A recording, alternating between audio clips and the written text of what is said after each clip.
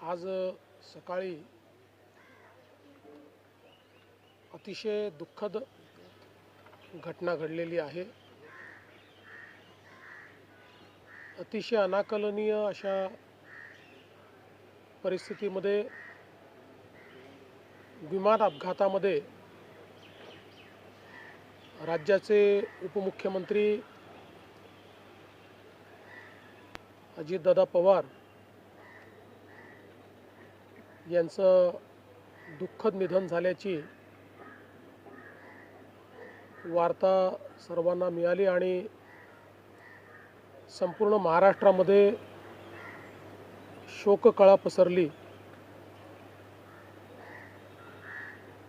खरं म्हणजे श्री अजितदादा पवार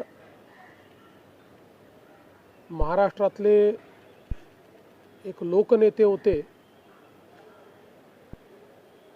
आणि महाराष्ट्राच्या कानाकोपऱ्याची माहिती असलेला, महाराष्ट्राच्या प्रश्नांची जाण असलेला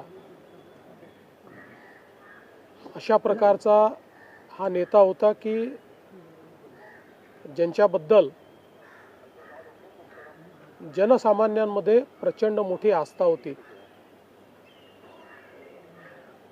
अजितदादा एक अतिशय संघर्षशील अशा प्रकारचं नेतृत्व होतं आणि सर्व परिस्थितीमध्ये न डगमगता पुढे जाणारं अशा प्रकारचं व्यक्तिमत्व होतं।